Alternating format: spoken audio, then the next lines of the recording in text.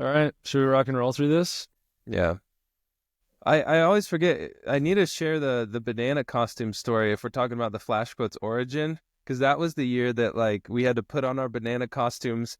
Like our bags got size checked. We had to put them on, and then that, and then I flew to Nashville for the Halloween. We'll talk Yeah. about it. Tell us about the bananas, dude. Don't what Yeah. don't what a tease.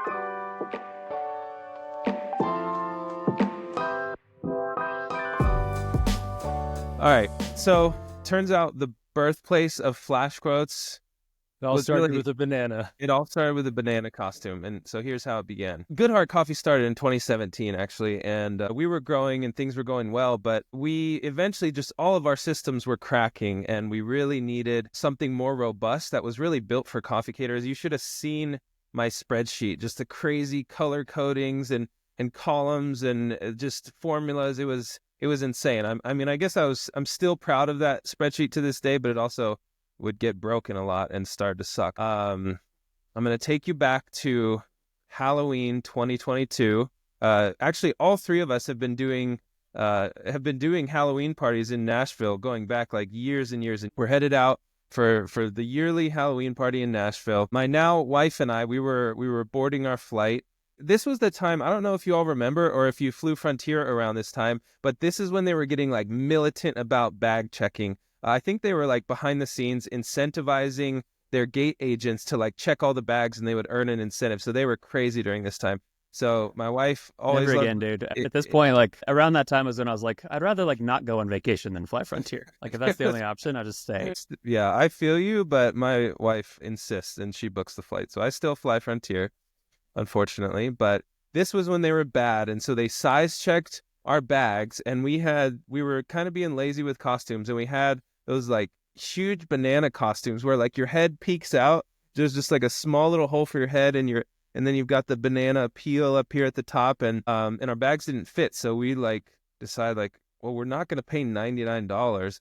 So we put on our banana costumes and got Wait, laughed. so do you have a picture of you guys? I think you've sent We one. do somewhere. Yeah. All right, we'll dig it out. We'll put it on this. This show Watch notes. the video.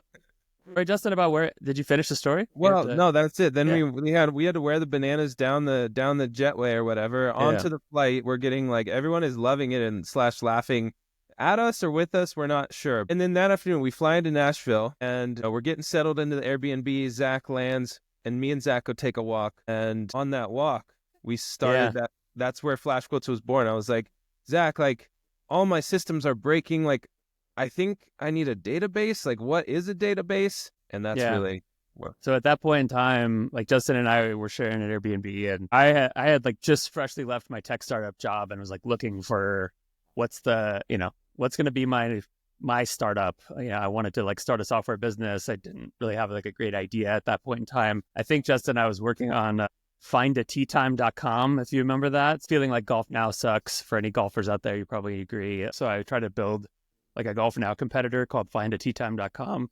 Basically just looking for a problem to solve and / getting better at coding at the time. And so we were like hanging out in the Airbnb and I was showing Justin what I had built and we were talking about business ideas. And the girls were getting ready for the party and we're like, hey, can you go get us some booze for the Airbnb? So we didn't have a car or anything. We had like Ubered there. So Justin and I are walking down the side of like a highway in Nashville to the liquor store. And we're from Denver. So I feel like Denver's relatively pedestrian friendly, biker friendly. There's lots of sidewalks. It's like pretty normal to walk places, but it feels like in Nashville, that's not a thing that people do because there was like no sidewalk at all. There was basically no safe way to walk to this liquor store that was only like a quarter mile away. So we're just kind of like walking in a ditch along the side of the highway and people are literally like rolling down their windows, shouting at us, making fun of us. Like, what are you guys doing? Get a car. We made it to the liquor store safely. We carried our stuff back. And on that walk was when Justin was like, dude, I know the perfect business that needs to be built, which is software to help coffee caterers do what they do because there is none and we need it. I need it. I know other people need it. And so we started building it. So did you actually, just going back to the bananas real quick, like what happened on the plane? Like when did you get changed? Did you take off in a banana suit? Yeah. Good. Wait. Did you go straight to the bathroom and like take it off? Well, I think it's more of just like it slides right over. You just like remove your peel and You just slipped right out. Gotcha. yeah, and it like banana peels are hot. The costumes are hot, so you take it off right before you sit down. I think that's what we did. Nice. Nice. Maybe we could just spend some time chatting. Justin, you spend so much time talking about your story and your journey, but it's all from your point of view without super annoying, pestering, invasive questions from people like Zach and I. So, maybe we can pry, deeper gems out of you through this journey together. So where did you start? Why are you even into coffee? Like, I tell me about that. Yeah, good question. I got into coffee as a hobby, like years ago. I had been in the fitness industry actually, and I don't know how I think I just like tasted this one coffee in San Francisco, the beans from 4 Barrel Coffee Roasters actually. This was probably 10, 12 years ago, and I had never tasted coffee like that before, and it kind of sent me down this rabbit hole. I wanted to learn how to make pour overs and espresso, and I was just like pursuing this like deep hobbyist journey. And you guys, you both know me well, like find sometimes these things and I just like go down the freaking rabbit hole. And so that's what happened with coffee. So I found my local coffee shop, the one that was closest to me. Like I lived on kind of the west side of Denver, and it was a coffee desert over there. And this one little tiny shop popped up, and it was in a super industrial area. It had only been open a few months when I discovered it, and they were called Sweet Bloom Coffee Roasters. And if you're in the specialty scene now, there's a good chance you've heard of them. They're probably one of the most famous ones out of Colorado now. Shout out to Andy. Andy's basically my coffee dad. So I kept going into that shop, and it was only ever me and Andy's nephew, Caleb. And Caleb would just be behind the counter listening to like banger tunes. He was so good with like his music selection, but amazing guy, a tiny bit awkward. So he'd just be standing back there. And it was just only me and him ever in Sweet Bloom. And I got to know Caleb and Andy and started volunteering at Sweet Bloom. And eventually like started my barista journey and, started working there part-time, off to the races. So Nice. Yeah. And you did some competitions, right? You kind of went really deep into it. I mean, most people don't like try a cup of coffee and then are in the Brewers Cup. So what the heck is wrong with you, man? Yeah, that rabbit hole kept going. So Andy, the owner of Sweet Bloom, he's like a 2-time national Brewers Cup champion. For those who don't know about, there's this whole competitive underbelly of coffee where there's like roasting competitions, barista competitions, tasting competitions, and then these Brewers Cup ones, which are like you brew single cup pour overs and compete at that. So Andy, the founder of Sweet Bloom and my coffee dad, he had won the US one twice and went on to the Worlds, got second in the Worlds. And so he was kind of like looking for a bit of an understudy. He was always like really encouraging and welcoming of anyone who showed interest in competition. And so as I was just trying to learn more, like I was kind of a bored, understimulated barista trying to find some outlet, and who better to learn from than, Andy himself. So I think I took my first competition on like a 4-week notice. It just kind of popped up and Andy asked me, and we happened to have a great coffee in. And so I was like, yeah, okay, I'll do it. And I think I got second place at this big, I think it was like they split the US up into like East Coast, West Coast. And I think I got second in like the Western US.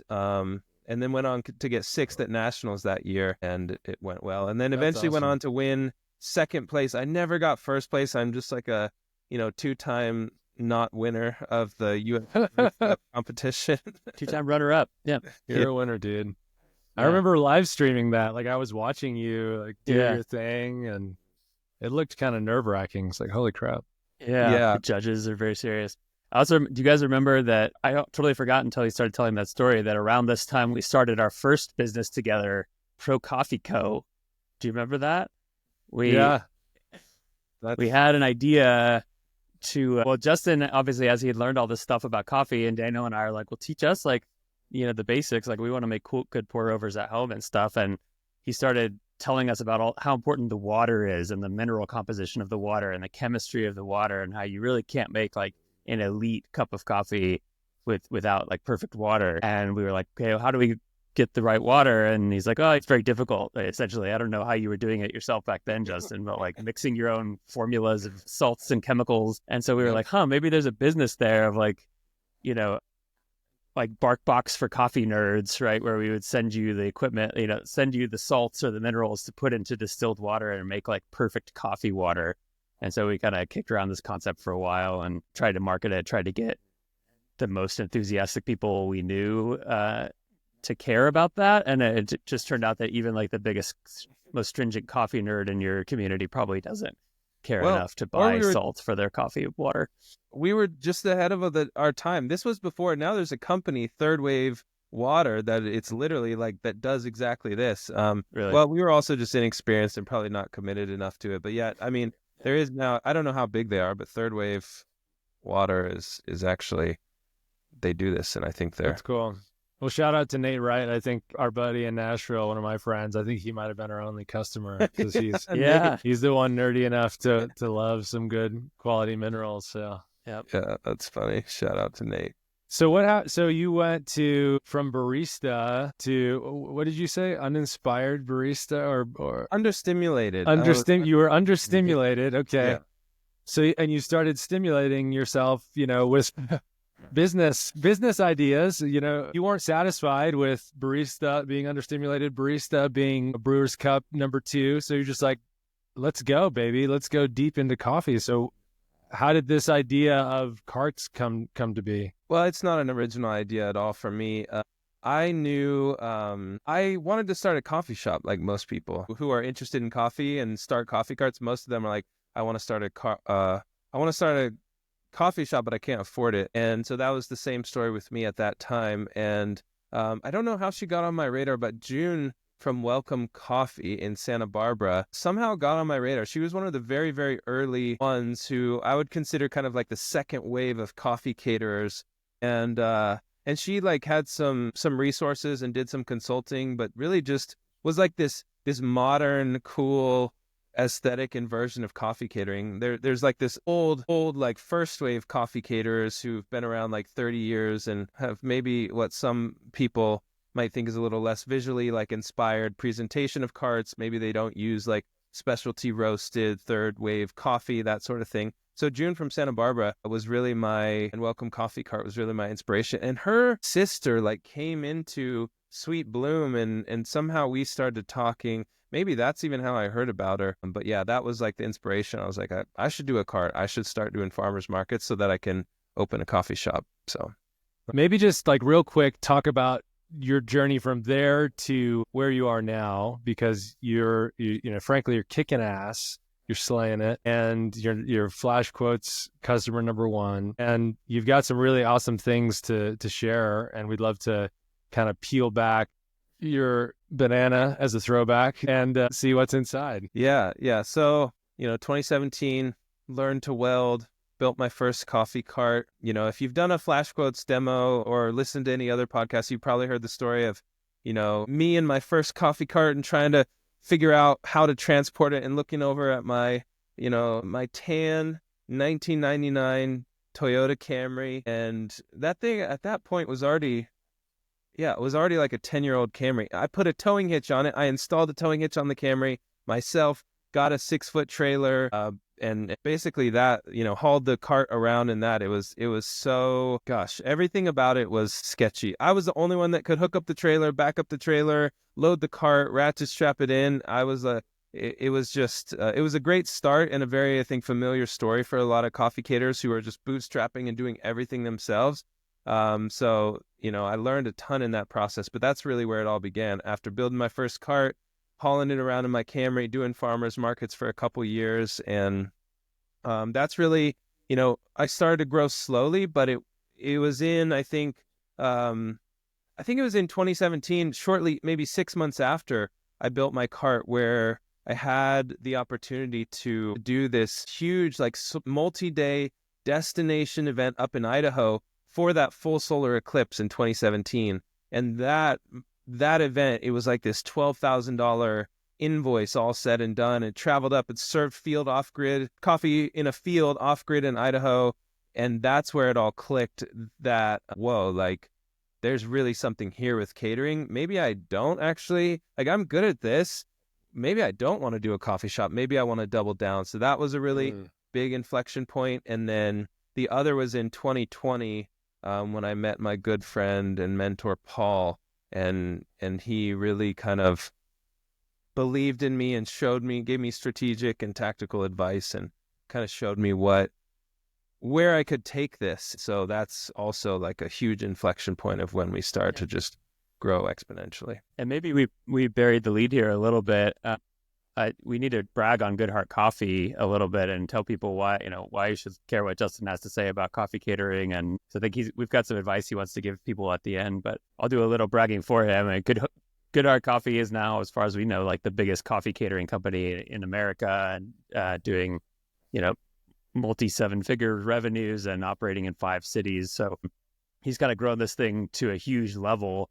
And I think part of what inspired us to start recording some of these conversations and putting some content out there is we're meeting through flashquotes, we're meeting new caterers every day and seeing them at different stages of the journey leading up to this. And a lot of them don't know how to get to the next level, or they don't even know that it's possible to build a 7-figure business in the coffee catering space.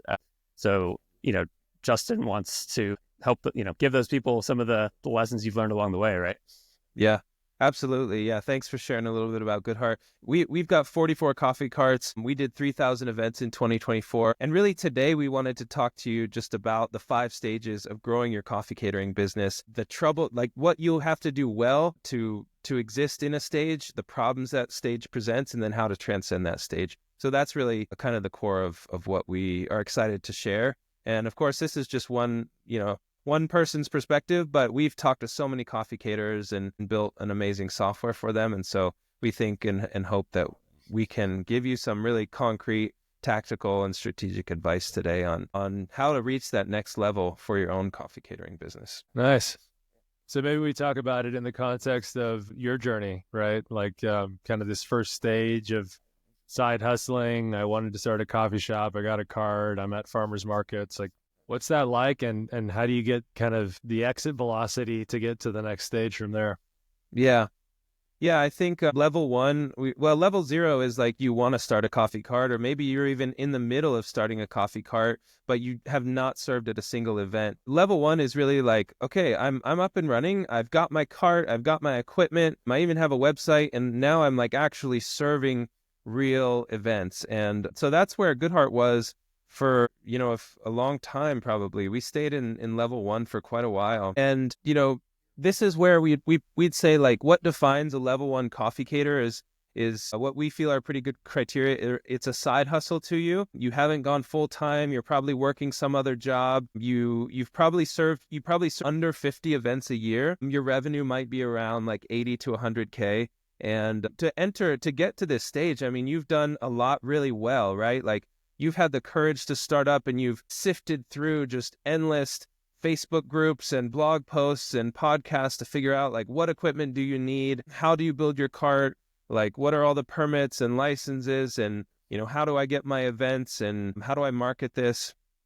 So you've done really well. Like, you've taken that step and you built up the courage, but you're probably faced with a lot of problems too. Well, really what we think and what I experienced when I was in this level 1 kind of side hustle stage was just, my website was terrible. I didn't know how to follow up with customers, and that sometimes people don't even know where you serve because you don't share it on your website. And so those are some of the problems that we tend to see. And I know in Goodhart's early days, just there was, you don't know what you don't know. And so your website and your follow-up, when you do get those precious leads, is oftentimes really lacking because you don't know how to walk people through the buying journey. So that's really what we see as some of the defining characteristics of stage 1.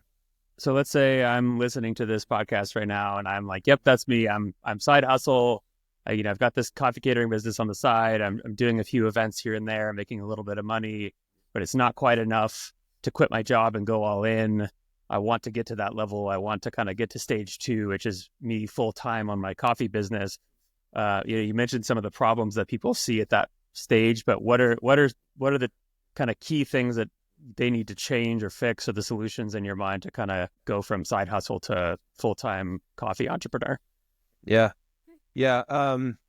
Well, I find a lot of people in this stage are overthinking it a little bit. In some cases, they're overthinking it. They want to think about every contingency, what I need to have every policy listed everywhere, and they're basically constricting all of their leads and bookings with this like almost these imaginary problems that they've never actually faced yet. I can sometimes see that, and a lot of times, almost always in level one, people's websites need a lot of work. They don't have their menu on their website. They don't have their contact info. They might have a lead form that reads like a novel. It's just huge and scrolls for miles. They might not even say where they serve. Like we see that often on like level one coffee caterers where it's just a side hustle. Nowhere on people are getting better at this, but a couple years ago, people would not even post the city that they serve. So that's a big one for these side hustle folks in level one. And the other one is like your lead volume is likely going to be so low when you're in level one because maybe you don't have good SEO, you're not ranking well in Google, you don't have any brand recognition. And so the few leads that you get, which are so valuable, a lot of times in level one, people don't understand how to really follow up with a lead. And so the biggest thing to get you from level one to level two is just you've got to follow up with your leads, call them, text them, email them multiple times a week for 2 to 3 weeks. And that alone will really transform your business and help you get from level one to level two.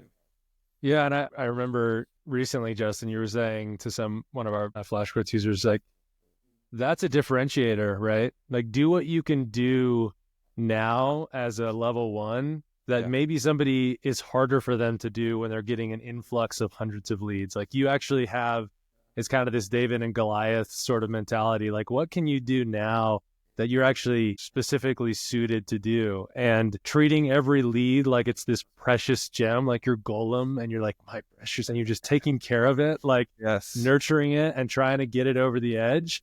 Like your booking rate when you're in this small world should be through the roof, right? I mean, I think on average we see 20%, 20 to 30% different in different markets. But you know, as you're getting a huge influx of leads, that's just going to be a little bit of downward pressure. But I think it's realistic that you could be 30, maybe even 40% booking rate if you're just going hard with these few leads you've got and treating them. Yes, absolutely. That is such a competitive advantage to truly care and give those small number of leads you have so much attention. That might be actually one of the only times you can do it directly as the business owner is like in, maybe stage 1 and 2. Actually, what we see a lot is that in level two is your attention and care to your leads and your customers may actually dip because of the success you've seen. So I like, it's a very special time, and you should, like, your customers in stage 1 should feel the love directly from you, the business owner. Yeah. And I think it bears repeating just because a lot of people at level 1, they're coffee enthusiasts. Maybe they've never had a sales job before. They feel a little bit uncomfortable or pushy. Like if they email someone 2, 3, 4, 5 times, if they're not getting a response, maybe they feel uncomfortable picking up the phone. So maybe you could just lay out, Justin, what is your follow-up sequence? And if I was a beginner, what would you tell me to do in terms of following up with my leads? That is such a good point. The discomfort, like people, I don't want to be annoying. I don't want to be pushy. And I'm with you. Like pushy sales is not it. Like for sure, it's not it. That's like a old school thing. But what we have instead is people are distracted and busy. Like they get 30 Slack notifications, 20 texts, 4 spam phone calls and whatever, like email dings all day long. And so I think just the acknowledgement that like people are getting so much distraction and stimulation through social media and all these technological notifications that even if they really do want to book you, they might have opened your email, looked at it for 30 seconds, looked at the quote, and then boom, get a text, get a, whatever, and are off to the races. What we do at Goodhart, and we're, modifying and adjusting this all the time. Speed is everything. Speed is huge. And across industries, the quicker you get to leads, like the quicker your booking percentage, the chance that you will book that lead, the faster you get to them goes up dramatically. And we're talking like it goes up dramatically if your lead follow-up time is from like 15 minutes to 30 minutes to 60 minutes. Those early minutes matter a lot. So what I always recommend is under an hour, especially in stage one. It's one of your only advantages. You need to be sending the quote in under an hour, and ideally texting them in under an hour, and ideally calling them in under an hour. Even though probably from our data, less than like 10 to 15% of people will answer the phone, that might be one of your only chances to have their full attention. So call, text, and email day one. Then I might do like an email day two, a text day three, an email day five, day eight, another text. Basically, you just need between 6 to 10 touch points over 2 to 3 weeks. And we see that really like transform people's business revenue and can really help you get to the next level. This is also something that persists through all levels. You cannot let off of doing this really at any level if you want to keep that growth. So nice. So you fired your boss. You've gone solo. In your mind, you're kind of entering stage two, right? Like what are some of tell us about what stage two is for you. Yeah.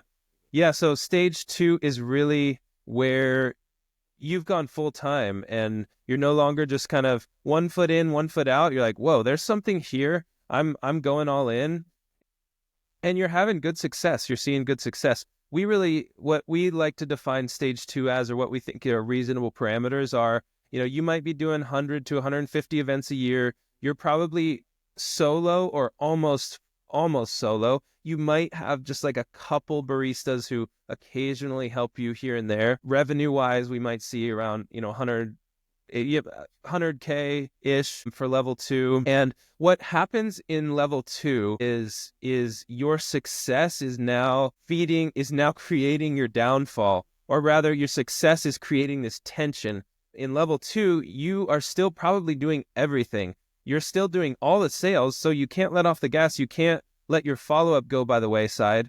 But now you're serving so many events and doing cart maintenance and probably working most of them yourself, that your success in sales and in the booking side is creating so much work for you, and you're serving so many events that now you don't really have time to be as responsive and follow up with those leads as fast or as often as you should. So that's really what we start to see in level two. And I think this can probably be a place where you almost hit this crossroads of like, do I want this to be a lifestyle business that I'm just working on and I'm kind of happy there, which is fine? Or do I want to grow it beyond that? And coming to this realization, I remember this with you, like I've got to work on the business, not in it. And that's scary. And if the face of the brand has been your beautiful face for so long, like how is anybody else going to live, with a different beard? Yeah. And then, so it's like, that's tough, man. That seems like a fundamental part of going from 2 to 3. If 3 is, I've got more than one cart, that's kind of that inflection. What was that journey for you? I remember there being a lot of angst. Through that. Tons of angst. Like I was starting to bring on some, I had, I think, a second or a third cart, but I just so much believe down to my core, and maybe this is a defining belief of level two, is that like nobody can do anything as good as me. I'm the best barista. I'm the best salesperson. Nobody knows how to set up equipment fully. Like I can't just send out my equipment. Nobody's going to take care of it. They're not going to build rapport with the clients on site. They're not going to make the drinks as well. That this is kind of like a core belief that we see a lot in level two. I'm like, sure, okay, like I'm slammed, like I'm so stressed. I have to get a barista to go serve this event, and I know they're an experienced barista, but I'm going to go and I'm going to set it up and I'm going to break it down. I'm just going to let them serve because I know they're a decent barista behind bar. So that was super hard, and it's basically peeling you away, kicking and screaming from doing everything, but you kind of also have this underlying sense that like I am going to go insane and die if I keep up this workload and don't bring on some help. And so it's almost just this forcing function of like, oh my gosh, like okay, like no one's gonna do it as good as me, but I don't have the time. I can't do this. I'm like slowly exhausting myself and going insane. So I guess fine, I'll let a barista come serve at this event with me. Do you remember the first event where you like weren't involved at all? Yeah, I mean, well, there were all those inflection points. Like it was a big one for me just not to be there at all for service. That felt like an insane win. And I think this was probably level 2 is where I did start to feel some of those cool experiences of like, okay, I remember the first time I wasn't at all involved in service, but I did the setup and I did the breakdown. Like that was so invigorating and so cool. And then I slowly like ramped it up. Okay, I'm gonna go for setup, but then they're gonna serve and they're gonna break everything down and bring it back. That was another inflection point. And then then it was finally like, yeah, they're gonna come get the equipment, set it up, serve, and bring it back. But I was so nervous. I'm like calling them, like, send photos, like, let me know how it's going, fill me in it every second. I was just like really nervous that something wouldn't go well. So yeah, each of those milestones were really exhilarating.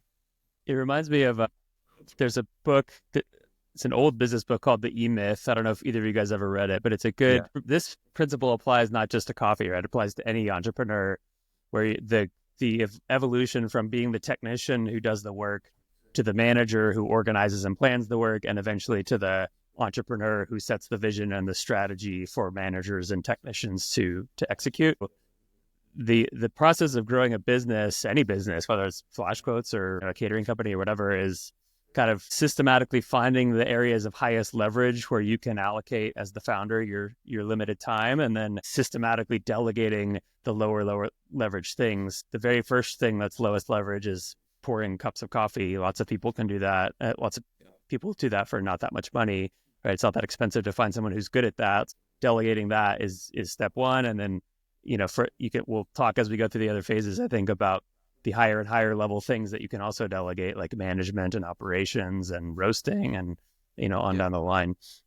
Yep, exactly. That's exactly, I think, why, I started delegating and hiring out baristas, and then I would let them break down because, of course, once the service is over, there's no time pressure. There's no stress. Like they can mess up the teardown and just like bring everything back in a huge chaotic pile. And like, it's fine. The client doesn't know. The client's not impacted. But yeah, having someone get all the equipment, bring it there, set it up according to schedule, that's a big hurdle. And that actually takes that improving that one actually maybe never stops. But yeah, so those are some of the defining things I think of level 2. This is where your time management really, really starts to be challenging. We really found at Goodhart Coffee that sales and operations have inherently different goals. Like operations is about excellence in the field, and people who are good at operation stuff often aren't good at sales stuff, and vice versa. It's either by like training or by personality.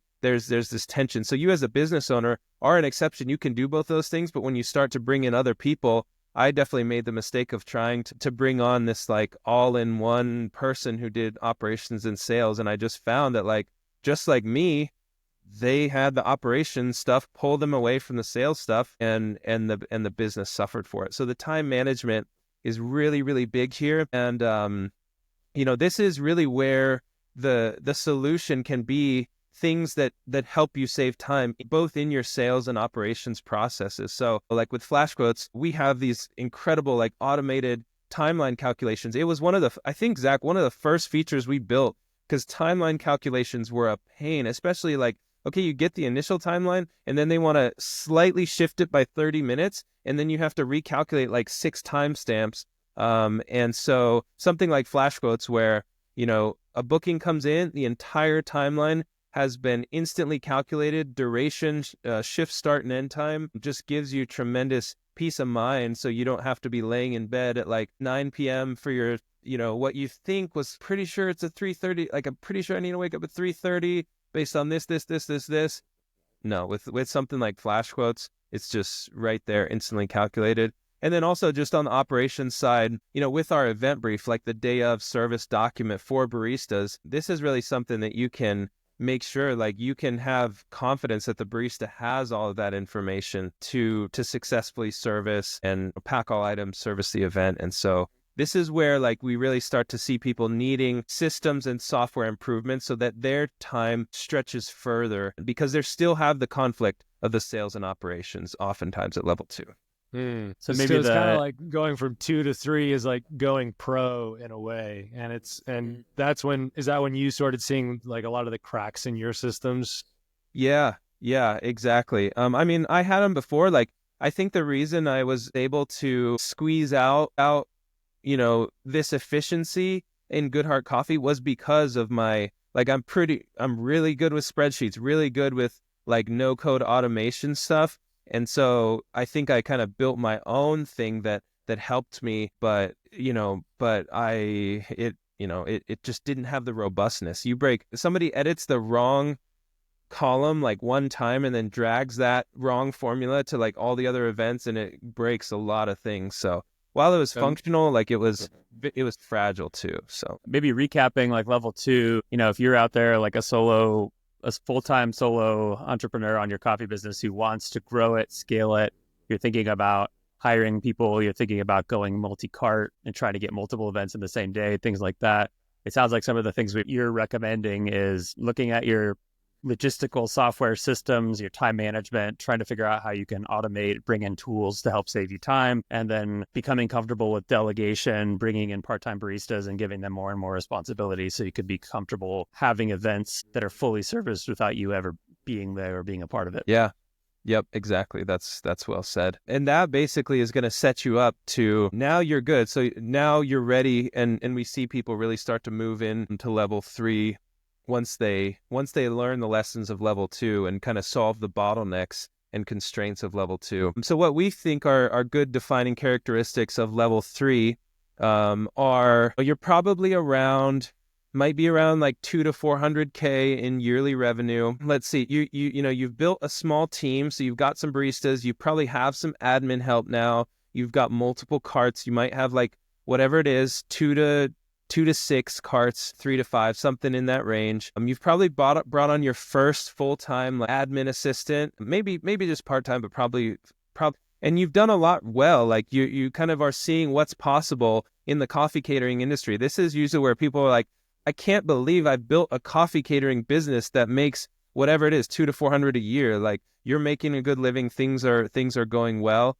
But this is where we start to see folks kind of, their pricing usually has to start going up. They probably have now rent and, payroll is increasing, overhead is increasing, insurance, they may have vans. And this is where a lot of people get trapped right here in level 3. It's actually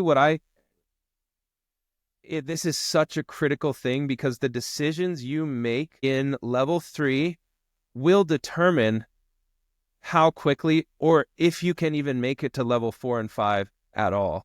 And the thing is, I didn't realize it at the time. You don't realize it, how impactful some of these decisions are. So things like your equipment choices, the equipment choices you choose to make to scale your operation could really slow you down in trying to get to level 4 and 5. So for things like huge carts, really expensive or really heavy or awkward espresso machines, like the transportation you use, whether you have to own a fleet of vans, do you have to haul things in a trailer, all this sort of stuff that, like, when I was in level 3, I had no idea that these choices were going to like define the speed the speed and ease at which I could scale from here on out. So this is a really, really important phase. We see a lot of people get here and stay here for a long time, and some unfortunately may never break out of level 3 if they don't make some, important decisions. What are the pitfalls, dude? You got me. I'm hooked. How do I fall into the trap and get stuck in level 3? Yeah, it's a great question. So the pitfall, one of them is like you need to choose your key person here super well. Most of the time, this is where the roles do start to divide of like, okay, the owner, the founder of the company often will step into one role or the other more naturally. So this is where we start to see founders go into either like, I'm the salesperson and I'm bringing on an operations person, or I'm the operations person and I'm bringing on a salesperson. So that's really, really key, is finding a good person, a good employee who is like your rock and complements you. And so again, if you're ops, you need an amazing sales. If you're good at sales, you need an amazing ops, because you can't do it all. And those things pull against each other and always will in the coffee catering business. I think, I did touch on the equipment stuff. Like, I didn't realize that I was buying the wrong espresso machines. My cart setups were super large and bulky and hard to transport, and my systems were just kind of shoddy. And so, like, this is where there's some questions that a lot of people may not really even think about. Can small people lift, push, and transport every single piece of equipment that composes your coffee cart setup? If not, then you have actually an extremely limited barista pool. And, if you have to be like a moving company and can only hire like college age men to do this role, then you are in for a lot harder time finding your staff and scaling your business. Or because of that, you maybe always have to send out 2 baristas. You can't have small people. You always have to pair it with, and so that means you always have to send 2 baristas. So your labor is way higher. So your cost to the end customer is way higher. So, you're meeting this price resistance because of kind of your operations and logistics. This here, like, if you're a full-on contracted coffee caterer, please do not own or use trailers. Most people at this point know this, and maybe I should have mentioned this earlier. Now, if you're in the vending game, if you're selling by the cup, trailers have a lot of benefits. But if you're in the coffee catering game, do not use trailers. Those are an insane, contracted coffee catering game. Do not use trailers. If you have a trailer, try to get rid of it as soon as possible. Talk about an insane logistical hurdle. Like, what's the Venn diagram of amazing baristas who know how to hook up a trailer, back up a trailer, and, can drive one safely, know how to ratchet strap stuff, and are strong, and have a car that can tow a trailer. Like, that is just, there's nobody in that Venn diagram, except you, maybe the business owner. I think what you're speaking to is, at this point, if you want to grow, your biggest bottleneck is probably going to be the people that you can bring in to help you grow, right? And we see this all the time with FlashQuotes customers. Like, hey, I'm at this certain level, but the hardest problem for me is I can't find enough baristas. I can't find enough people in my city who want to come work for me or can do all these things, right? Can move my 1,000-pound cart around and back the trailer into a tight parking space and stuff. So it sounds like Justin's golden rule of scale is make your labor pool as big as it can be, and that means easy to move equipment, easy to transport equipment, and things like that. Yeah, I remember at Goodhart, we went through this really painful transition stage with our equipment where I completely redesigned our carts, and I searched and searched and searched for the perfect transport boxes, like that, that would fit everything and that like weighed under like 30 to 40 pounds. Like, I'm looking at this, like, small people need to be able to lift and push every single item here. How do I do that? And it was actually hard. Like, I can't you should see the graveyard of Goodhart Coffee equipment that we've discarded over the years because we realized this is not going to work to scale and grow. And so also here, it's really important to choose like really robust equipment. Your equipment's going to take some wear and tear and some beatings. And so if you have equipment that's breaking frequently, then be replacing it more or repairing it more, and it's going to pull you into that operation stuff more and away from really working on the business. There are so many challenges and pitfalls in level 3, and this is what separates the top level operators from everybody else. Luckily, we've helped a lot of coffee caterers navigate these challenges in level 3. And of course, I love talking this stuff. I'll talk it all day. Like, if you want to book a 15-minute, book an hour call with me, and I love just talking business. This is really where I start to think too that like FlashQuotes really shines because we have these checklists, these procedures that we really help encourage these like best practices that we've seen from dozens and dozens of coffee caterers. So when you do join FlashQuotes, like, the guardrails are there, and we really help you implement best practices that can make your transition into, during, and out of stage 3 just as comfortable as it can be, but it's a tough stage. What about warehouses? Yeah. I've been on some calls, people trying to figure out how to store their stuff, people having these epiphanies like, wow, I should like break down the cart and have it ready to go, as soon as I get back to the warehouse so that I'm ready for that quick turnaround to get that. You'll get last minute inquiries, Justin, that I know that you're positioned and you and your team are positioned to take that otherwise like don't get serviced by anybody else. And that's a big differentiator. Huge. The amount of last minute business Goodhart gets because of our speed at every single step is massive. So yeah, level 3 is probably where a dedicated catering space and operation may become necessary. I don't think you'll actually get to level 4 without that. And the exact timing of it can vary, but you need a space, a back of house space where you can store your carts and have them ready and have all the, equipment backup and all that stuff. So that's such a great point, Daniel. And that's really what we saw. And I'm a big believer, there's so many ways. I do want to say that there's so many ways to do this really well. And we see a lot of different things, but what Goodhart does and what I'm a big believer in is that your carts should be cleaned, restocked, flipped, and ready to go at the end of every event, so that if it was 4 p.m. on a Tuesday and you get a call, hey, can you come serve my event tomorrow? That all you would have to do is go into your warehouse, grab coffee, dairy, syrups, roll out and go. And that's what we do. All of our carts at all times are flipped, clean, stocked, and ready. And we just roll up, baristas stock all the perishables, coffee, dairy, syrups, and roll out. So big believer in that. And that's what a warehouse can enable for you. So we've covered, if you're in level 3 and you want to get to level 4, you need to choose the right equipment. You need a warehouse, a stocked, organized warehouse for your equipment and to facilitate quick turnarounds. You need processes and training for your people to make sure that your carts can come in and out quickly and service lots of events in the same day.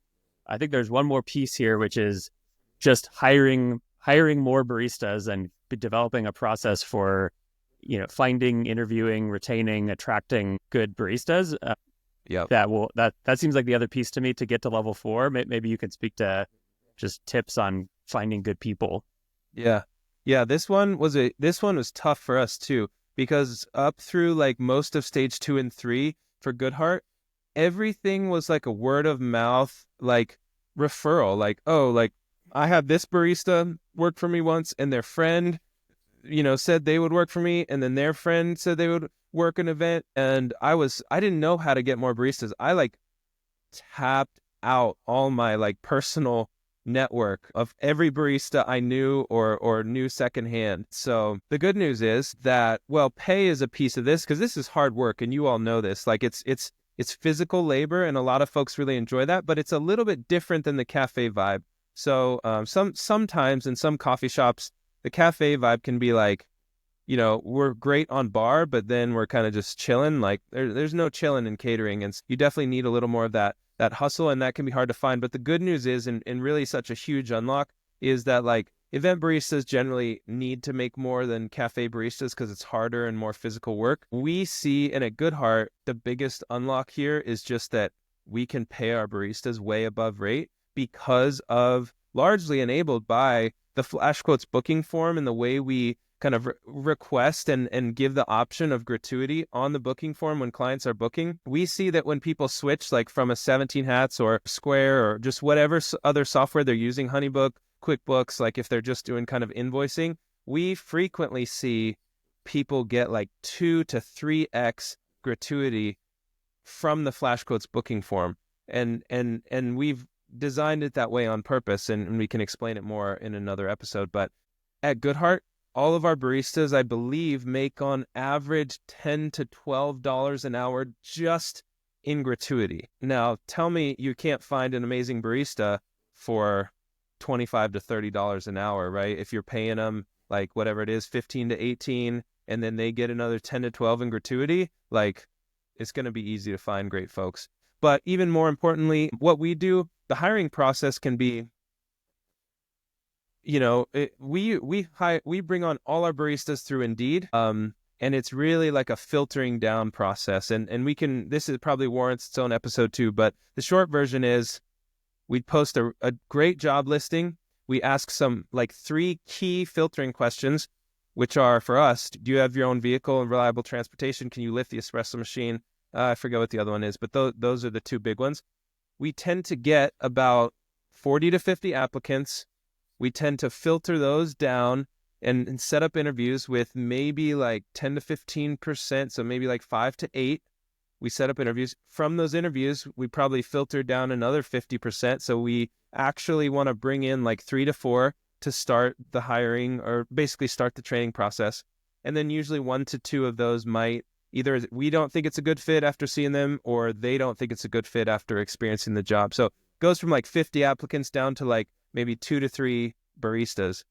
But those baristas are amazing, right? They've been through the entire process, and they're like the survivors, right? They like won the reality TV show, whatever. Give them a rose or something. They're incredible usually, and you'll be most likely impressed. And so then we send them through our training process. Yeah. So you've dialed all that in, and you're on your way to level 4. You put in this document, market domination of a single city. That's right. Level 4 is usually you're the top of your city. You're the biggest fish in the pond, in the small coffee catering pond. You're the biggest fish in your city. But it can take maybe 3 to 5 years, if not longer, to really reach that where you're kind of the go-to, you're found first, your word of mouth referrals are super strong. You maybe, what we kind of see as some of the defining characteristics of stage 4, you might have between 6 to 10 carts. You might do between 400 to 800 events a year. Your revenue is probably between 400,000 to $1 million a year in gross revenue. You probably have, you may have 2 to 3 full-time admin people. So you might have dedicated sales, dedicated operations, dedicated facilities person here. And honestly, like, kudos. You have done some amazing stuff, especially if you've done it with if you've Frankenstein together all these softwares that were not built with coffee caterers in mind, and you reach this point, like, it's incredible. You've done so much so well. And honestly, we also think like at level 4, your business now appears nearly flawless from the outside, right? To customers, to people on Instagram, your business looks flawless. Everything looks amazing. Your website's awesome. But we know there's cracks on the back end. We had them. You know what they are, and you feel these pain points. And yeah, this is where this is there's probably only a handful of these. I don't know, maybe 6 to 10 of these that I'm aware of in the U.S. I'm sure there's more that I'm not aware of, but level 4 is really hard to get to. And the problems at level 4, what we see them to be are you have what's called like key person risk. So you've found an amazing second in command. Maybe you're the salesperson, they're the operations, or vice versa, and they are amazing. But if something were to happen with that person in that relationship, or they wanted to move into a different industry, you would be in huge, huge trouble, and the business would take a big step back. And even though your business appears flawless to customers, like you have challenges, big challenges. And whether it's like the operational bottlenecks or just like the huge amount of manual systems and the huge amount of manual effort that are required to actually execute on these events.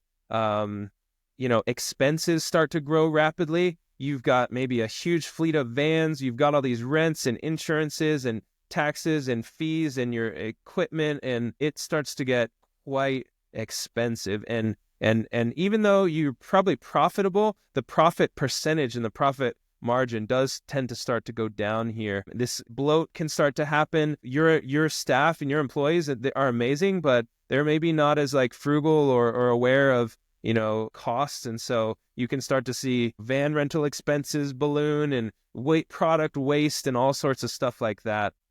So you've done well, and this is an amazing stage and an impressive stage. And probably up until just 5 years ago, we thought this was the top. We thought nobody could go higher than this. Ooh, but what's next?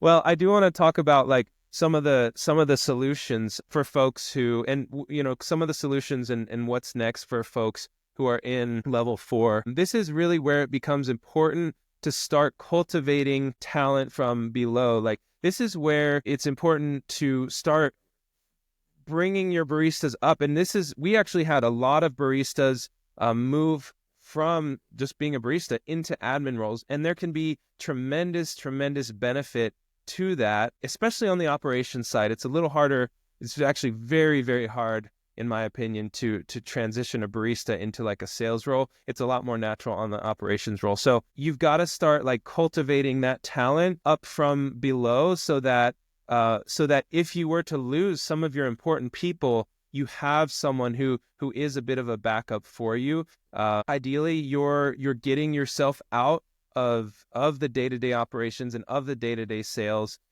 so that you can continue to grow the business. People do tend to get, you've done so much and delegated so much here in level 4, but you most likely still have a very, very critical role in sales or operations. And if you were to step away entirely, like, critical things would fall through the cracks. And so starting to nurture and build your talent so that they can fully step into those roles is huge. And in that vein, next is level 5. And level 5 is where coffee caterers can go multi-city. So if you don't start to learn how to remotely manage your team, then you are not going to be able to go level 5. This is where, like, you've probably been so successful, you think that your personal presence and personal charisma is required to go to another city. And there's a lot of benefit in it. But if you don't start to learn to manage and delegate things remotely and start coming into the office in person a bit less, if you don't start to be able to manage inventory and equipment repairs without you having to go in, like, if you want to go multi-city, you need to be able to never go to an event, never go to the warehouse. Not saying you don't, but you could never go if you wanted. So that's what starts to prep you for level 5 to go multi-city.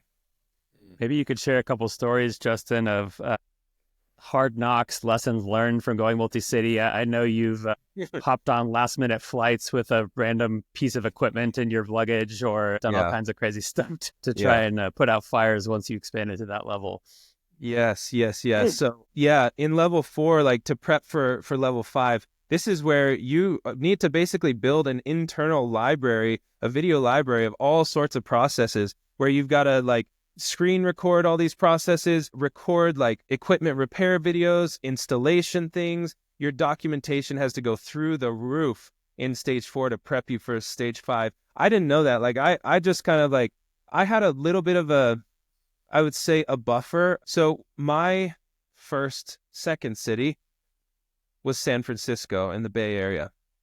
I was fortunate because I had business contacts out there. And I will say, actually, prepping, that might be its own podcast, is like, how do you intelligently choose another city and prep for that launch and test the market? That might be another one. But I had been going out to San Francisco yearly multiple times for big events. My wife's family was out there. I had friends out there.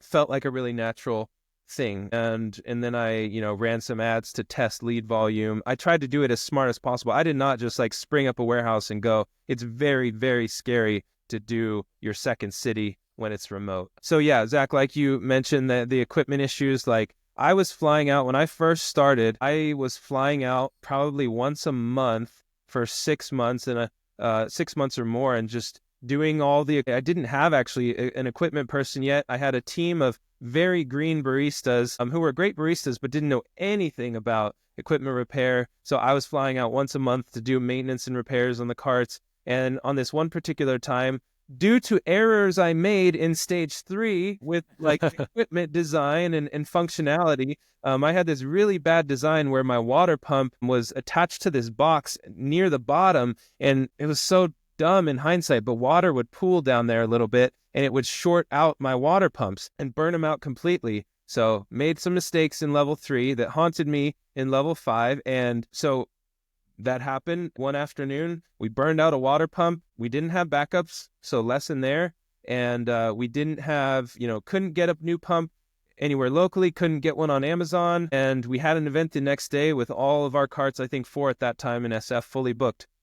Now, I did need to make a trip to SF, but I wasn't planning to do it right then. So this was like, I think like 3 or 4 p.m. And I was like, well, guess I'm going to San Francisco tonight. So I put the water pump in my backpack, bought my flight, and was headed to the airport within like an hour, and flew out, swapped out the pump, and made the event happen. There's more we could talk about there, but the defining qualities really of level 5 are that you're in 2 or more cities. And I don't mean you've served in 2 or more metro areas. I mean you have full operations. You have full warehouses with those efficient systems in 2 or more cities. You're on the cusp of being multi-7-figure. And once your second city or more is established, you probably will become multi-7-figure in revenue. You're good at remote operations. You've got like great team communication, great Slack channels. You're sending each other videos. You've got to have cameras up in your warehouses to monitor things. You've got inventory management. You've got potentially multiple sales and operations people. You've probably got whatever it is, 15, maybe, like 12 to 15 plus carts. And those are kind of the